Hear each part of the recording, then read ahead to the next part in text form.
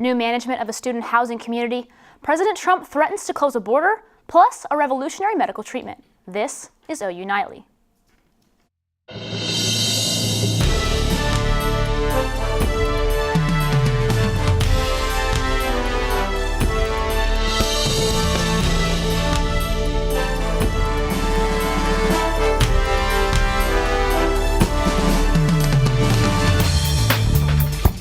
Hello and thanks for joining us for OU Nightly. I'm Madeline Roberts. And I'm Parker Thune. We begin with a change in management at a high-profile campus residence. After upset tenants created a petition in protest of cross-village management, a new company, Capstone On-Campus Management, began their transition into the job this week. Since opening in August 2018 to provide students with a high-end option for on-campus living, Cross Village has had problems with low occupancy, prolonged construction, and even fire alarm malfunctions. And another thing on the minds of students, it seems like we've had it all when it comes to weather this week. That's right, Parker. Nash Rhodes is here to tell us if the rain is going to stick around. Nash? Well, that's right, guys. The rain keeps funneling in. As you can see here, a live look at the radar. It is continuing in from the southwestern part of the state, moving into central Oklahoma. We've had it all morning into the afternoon, and it could continue into later tonight and tomorrow. I'll have all your updates on that coming right up, as well as a game day forecast if you're planning on heading down to Fort Worth. Back to you guys at the desk. Thanks, Nash. As more than 3,000 migrants attempt to flee to the United States, President Trump wants more border security. Mariah Conduff joins us in the News Center with the latest. Mariah? In an effort to stop the migrant caravan, President Trump threatens to call U.S. military to close the southern border. Earlier this morning, Trump tweeted about his frustration with Mexico allowing Central Americans to flee across the border in an attempt to escape violence and poverty. Trump also said that if it does not stop, the U.S. will end all federal payments to these countries. With the midterm elections coming up November 6th, Trump wants to convince Republican candidates to make immigration a central focus for their campaigns.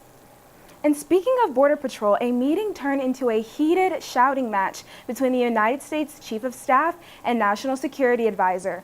According to CNN, the tension between two of Trump's top aides, John Kelly and John Bolton, has been going on for weeks now. The tension increased after Trump agreed with Bolton to have a harder border line. After the verbal altercation, whispers in the White House arose on the possibility of one of the men resigning. And the former president and CEO of USA Gymnastics has been arrested over the Larry Nassar sexual abuse scandal. Steve Penny allegedly removed documents during the investigation of the USA Gymnastics former doctor from a training center in Walker County, Texas. Mr. Chairman, with respect to you and your question and the committee, I have been instructed by my attorney to assert my rights under the Fifth Amendment to the Constitution, which according to the United States... Penny faces up to 10 years in prison and a fine up to $10,000 if found guilty. And Parker, President Trump moves to end the 144-year-old postal treaty because he says the higher shipping rates puts the U.S. at a disadvantage. As we continue our OU Nightly coverage of the state's midterm election, Kyle Payne has more on the candidate Oklahoma educators are standing behind. Kyle? Parker, with the race for governor in full swing, candidates are looking for support wherever they can find it. Democratic candidate Drew Edmondson scored a big endorsement from the Oklahoma Education Association when they picked him as the candidate of choice. I spoke with OEA's VP, who said because of his history and passion for education here in Oklahoma, it was an easy choice to make. He was a true champion for our public schools and for the students of Oklahoma. He has a clear-cut plan how to increase funding for our education system, and he is that leader that can bring bipartisan support together to continue the work that we've been doing. Edmondson's first job in Oklahoma was as a debate teacher in Muskogee, so he has seen firsthand the struggles education faces in Oklahoma. That's it for now. Back to you guys at the desk. Thanks, Kyle. Edmondson and many other candidates will be speaking at Longfellow Middle School here in Norman on Sunday. And on the other side of the campaign, Vice President Mike Pence is in Tulsa today to campaign for Republican candidate Kevin Stitt. Officials say this is the first current vice president to visit Tulsa's Mabee Center in 20 years. Pence is expected to take the stage at the rally around 5 o'clock tonight. As we get closer to Election Day, social media outlets like Facebook are taking precautions to hopefully prevent a repeat of the election interference that occurred in 2016. Lori Siegel has a peek inside the social media giant's new security blanket. The room isn't that big, just enough space for around 20 people and their computers. But the undertaking is enormous. It's really the culmination of 2 years of massive investments that we've made. Just weeks ahead of the midterm election, Facebook has created what it's calling the War Room. We have a bunch of dashboards that you see around the perimeter of the room, which actually are backed up by artificial intelligence and machine learning to be able to flag any sort of anomalies or problems that we see.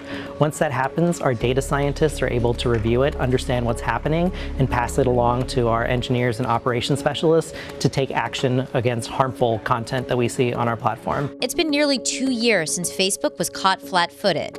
There was the Russian interference aimed at manipulating the 2016 presidential election, a privacy scandal that left users wondering if they could trust the platform. Now, CEO Mark Zuckerberg has vowed to get ahead of these issues, and Facebook's new War Room is part of those efforts. They are actually monitoring our systems in real time for any sort of new threats that we may see, investigate them, and then make decisions about how to take action against violating content that we see on our platform to prevent it from going viral. Leading up to the midterm elections, this room will be operating 24/7. The people in this room are supported by the 20,000 Facebook employees across the globe hired to work on safety and security. We've actually been running this for the first round of the Brazilian election, which was just last week. And during that time, we saw a spike in potential voter suppression-related content. 2 years after the 2016 election, the attacks have changed. Nathaniel Gleischer, who served on President Barack Obama's National Security Council, now leads Facebook's efforts to eliminate trolls and state-run disinformation campaigns. One of the challenges we always face is that if you have sophisticated threat actors, they keep evolving their tactics. They don't do the same thing again and again. And so part of what we've done is as we head into these elections, we sort of think about our threat model. What are the new challenges that are coming? What are the things that we haven't seen before that we could see? And what are the new twists that might get thrown at us? And then we test that and run that. Facebook says its biggest priority is to make sure users can have authentic conversations on the platform, and this election can be free, fair, and open. Coming up on OU Nightly, a look at the effect of the flu shot on pregnant women. Plus, how you can get a free ride to the airport over the holidays.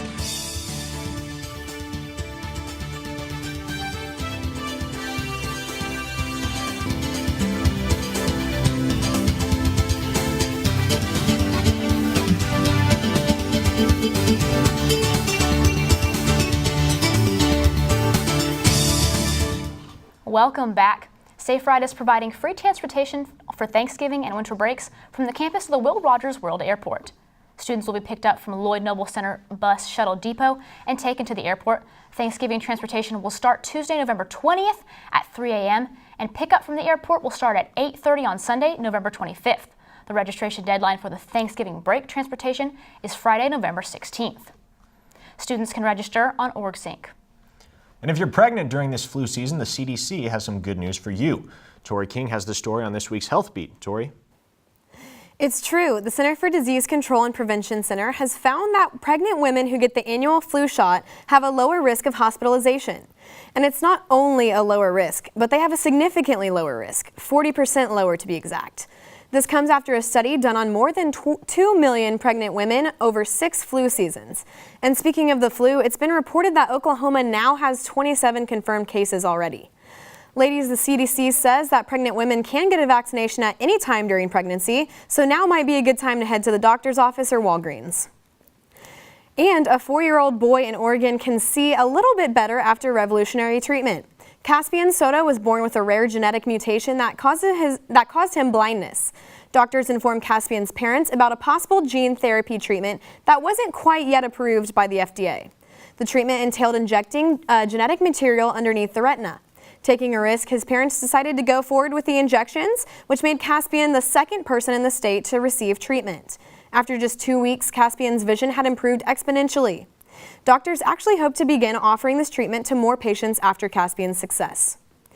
And a global journal Lancet study found that Spain leads the world in life expectancy. This study evaluated nations worldwide and the impacts that disease, diet, and lifestyle had on them. While Japan has held the top spot for years, Spain will surpass Japan by 2040. On average, people in Spain live 85.8 years. While the U.S. has one of the highest incomes, its life expectancy doesn't match up.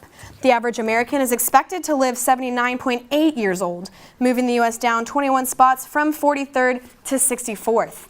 And I actually studied abroad in Spain this summer, and I 100% believe those findings. I mean, you would find old people out eating, drinking, dancing all throughout the day. 100% true.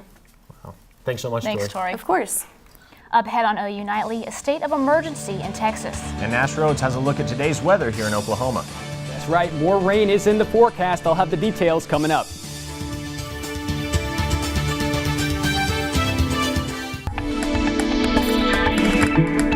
Welcome back to OU Nightly. Here's a look at the Mansfield Dam. They've had to open 4 floodgates due to excessive flooding, that is. This is in Austin, Texas. They've been in quite a bit of a drought lately, and that's the reason they've seen this excessive flooding. So basically, yeah, we've seen a lot of rainfall here in Oklahoma as well, as we'll jump to that here very quickly. Here's a live look at Norman, Oklahoma, if we can pull that up here on the screen. Having some technical issues here, trying to pull the Norman, Oklahoma live camera. There we are. Yeah, live look at Norman right now, as you can see here. Got a little bit of ponding out there, some dreary clouds. It's been a very rainy day across the state. As you look here, the current temperature is 58 degrees with the winds from the south at about 3 miles an hour. Dew points at about 52. So it's been very, very moist. We're having some technical difficulties. We're going to toss it back to the front. If you guys could take it from here. Appreciate it. Well, the cleanup from Hurricane Michael continues across the Florida Panhandle. That's right. OU Nightly's own Storm Jones joins us live from Mexico City Beach in the wake of the destruction. Storm? Get ready, Megan. And we are in Mexico Beach, Florida here. Now, this is the heart of where Hurricane Michael hit 8 days ago. As you can see, boats in houses here along the Gulf of Florida. We had to pass through military-like blockades on the way in. They're only letting in power companies and people who really have business here. Now, there's also a curfew in effect. As soon as the sun goes down, people must clear out of this area. Also, it is a dry county. No one's selling alcohol. Now, it is going to be a long road to recovery, especially here in Mexico Beach. We'd been up in Panama City. The destruction really increases rapidly. Panama City got wrecked, but Mexico City Beach looks like a bomb went off. Crews are going to be working here for a long time. In Mexico City Beach, Florida, Storm Jones, OU Nightly. Thank you, Storm. And the Sooner football team has unfinished business here in 2018, but it's never too early to look ahead to 2019. Brooke Murski joins us with an update on next year's schedule for OU. Brooke? The Sooners announced the official 2019 schedule today, and it includes a trip to Southern California. And the baseball playoffs are in high gear. Stick around. Sports is next. While the Sooner football team is focused on this year, OU fans can start making plans for next year. Today, the 2019 schedule was released and features an August home game and a pair of bye weeks. The Houston Cougars visit Oklahoma Memorial Stadium on August 31st to get started on their campaign. The first road trip is to sunny Southern California on September 14th, and after bye week 1, they wrap up the month by hosting the Red Raiders. October is highlighted by the annual Red River Showdown on October 12th at the Cotton Bowl. Then they host West Virginia and make the little trek to the Little Apple. November kicks off with bye week 2, then Iowa invades Owen Field. They wrap up with a visit from TCU and a trip to Stillwater. As for this year, the Sooners get back to work after their one bye week for the season. They visit TCU on Saturday, and Cal Day is here with a preview. Cal? Hey, Brooke, it's really a tale of two teams. TCU has scored only 4 offensive touchdowns in their past 3 games. Meanwhile, Oklahoma scored 6 touchdowns alone against Texas, but still lost the game. That's in part due to a red zone defense that ranks last in college football. Another reason is the Sooners have forced only 5 turnovers on the season, which is tied for 119th in FBS. However, opportunity is there Saturday with a struggling TCU offense that has turned the ball over 15 times so far this year. We talk about turnovers and getting the ball to our offense is how we look at it. And we preach, we, us, and ours, and team first, last, and always. But we tell them one thing to be greedy ingredient about is getting turnovers. From tackling to just getting our hands on the balls, that's kind of been a lack in our defense this year. We don't have many turnovers, so we kind of been emphasizing that. Kickoff is set for Saturday morning at 11 o'clock in Fort Worth. And Brooke will finally get to see the Sooners defense in the post-Mike Stoops era. Back to you.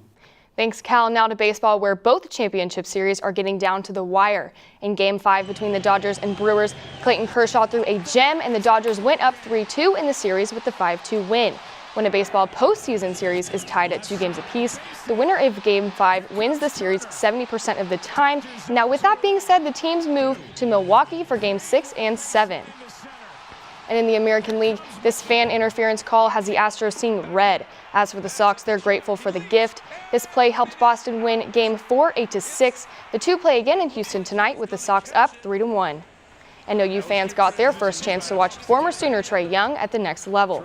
The Hawks rookie made his NBA debut last night in a 126-107 loss to the Knicks. Young scored 14 points, shooting 5 for 14. He also picked up 6 rebounds and 5 assists, but turned the ball over 4 times. Someone else wasn't too accurate last night either. Mavericks' Wesley Matthews' inbound shot doesn't even hit the shot clock. It hits the camera above the shot clock. His overall shooting wasn't much better either. He made 4 of 10 from the field and only 2 of 7 from the line. Now, guys, I don't know if you saw that last night, but I thought it was a little humorous. Yeah, rough play from him, and it will probably be a rough season for the Mavericks. Generally, I wouldn't say I can do better than a pro athlete in any area, but I'm pretty sure I could have done better than that. Yeah. Thank you, Brooke. When we return on OU Nightly, we'll have another look at the 5-day forecast. And also a game of life and death.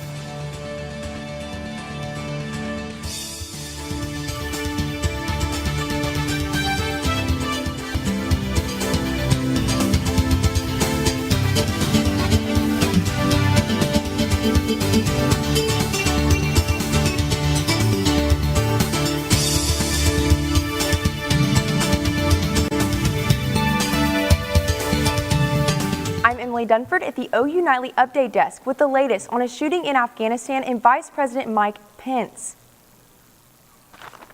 The police chief at Kandahar is dead and 2 Americans were wounded in a shooting in Afghanistan. The shooter was killed by U.S. military. The attack occurred following a high-level security meeting. In a statement, the Taliban claimed responsibility for the killing of the police chief. And Vice President Mike Pence has arrived in the Sooner state. Pence is speaking at a campaign rally for Kevin Stitt. The rally is being held at Oral Roberts University in Tulsa. Thank you, Emily. The Pride of Oklahoma takes pride in more than just their music. OU Nightly's Abby Green has more on how the band is getting to know its members.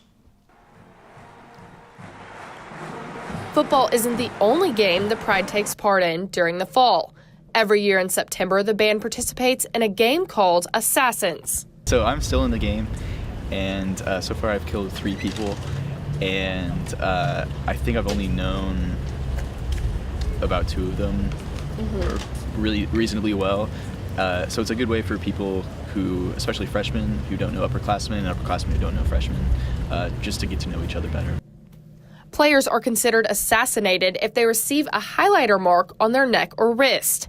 During the first year of the game, a player was assassinated during the halftime show of the TCU game. This inspired the creation of safe zones, or places where members cannot be killed. Both fields that we practice on are safe zones. The times that we rehearse during are safe zones. During class is a safe zone. Members are awarded for unique assassinations. Abby Green, OU Nightly. Last year, the final player was killed at the Rose Bowl. And we have Nash Rhodes here. Now, Nash, you got kind of cut off a little bit earlier, so why don't you give us a quick look at the absolutely. forecast? I'll get your forecast here real quick. If you're playing that assassin game, tomorrow might not be your day. Lots of rainfall throughout the afternoon. Again, we will be in the 60s here in Norman. It's going to be a little bit warmer than it was today, but not by much. If you're planning on heading down to the game in Fort Worth, good news for you. Kickoff at 11 looks fantastic. It will be partly sunny with winds only about 8 to 12 miles per hour, we'll say. Meanwhile, tomorrow, again, it's going to be rainy. Saturday, we'll heat back up into the upper 60s. Some places could even get into the 70s. And we'll stick in these 60s all the way through Wednesday, where we'll have our next system move through and another shakeup. But guys, I'm just happy we'll have a nice weekend up ahead. Absolutely. Thank you, Nash. Thanks. And thanks for watching OU Nightly, brought to you by the Gaylord College of Journalism and Mass Communication on the campus of the University of Oklahoma. We'll see you back here tomorrow night, live at 4:30. Have a great evening. Good night.